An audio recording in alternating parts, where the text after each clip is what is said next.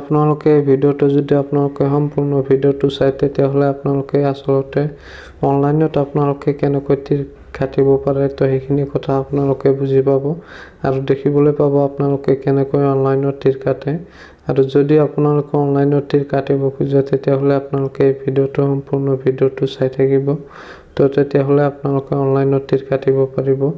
তো এতিয়া আমি গুগলত সাৰ্চ কৰিম onlinetircounter.com। অলপ লোডিং হোৱাৰ পিছত আপোনালোকে চাই আছে এনেকৈ এটা ইণ্টাৰফেচ আহিব আপোনালোকৰ সন্মুখত। আপোনালোকে একেবাৰে ওপৰত যে আছে onlinetircounter.com তো আপোনালোকে তাতে ক্লিক কৰিব। ক্লিক কৰাৰ পিছত আপোনালোকে চাব এনেকৈ এটা ইণ্টাৰফেচ আহিব। এইটো হৈছে onlinetircounter.com।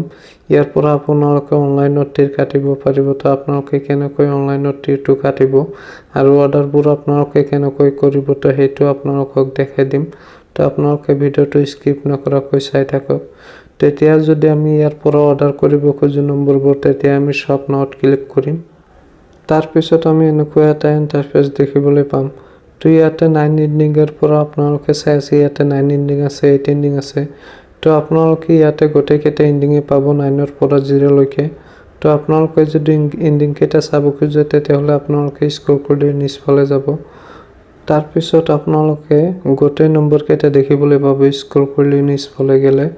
তো আপোনালোকে ইয়াৰ পৰা যিকোনো এটা সিলেক্ট কৰিব। সিলেক্ট কৰাৰ পিছত আপোনালোকে 4টা অপচন দেখিবলৈ পাব। আপোনালোকে আসলতে নম্বৰটো ক'ত কাটিব এই 4টা অপচন আহিব। তাৰ পৰা আপোনালোকে যিকোনো এটা অপচন সিলেক্ট কৰি ল'ব। আপোনালোকে আসলতে নম্বৰটো ক'ত কাটিব। তো যিকোনো এটা সিলেক্ট কৰি লোৱাৰ পিছত আপোনালোকে ইয়াতটো সাৰ্চ কৰিব।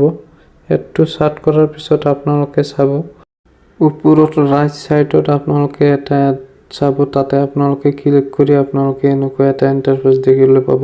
মানে ইয়াতে আপোনালোকে অৰ্ডাৰবোৰ আপোনালোকে প্লিজ অৰ্ডাৰত তেতিয়া ক্লিক কৰিব লাগিব তেতিয়াহ'লেহে আপোনাৰ অৰ্ডাৰটো হ'ব।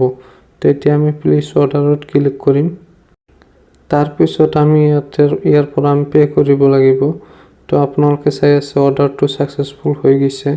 হৈ যোৱাৰ পিছত এতিয়া আমি অৰ্ডাৰটো পে কৰিম কেনেকৈ। তো এতিয়া আমাৰ হোৱাটছআপত এটা SMS আহিব। তো আপোনালোকে আপোনাৰ হোৱাটছআপ নম্বৰটো দি কনফাৰ্ম কৰি ল'ব।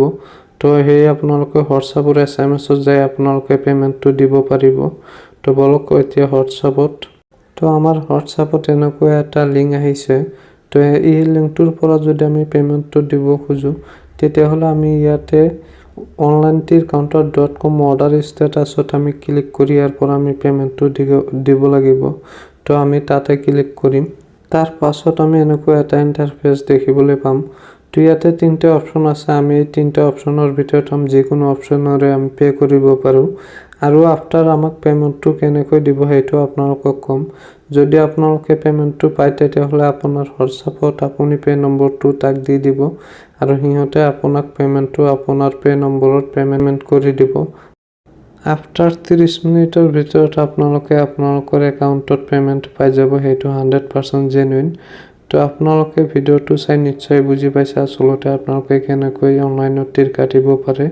তো আপোনালোকে অনলাইনত তীৰ কাটিব আৰু ভিডিঅ'টো শেষলৈ চাৰ কাৰণে ধন্যবাদ জনাইছো আপোনালোকক।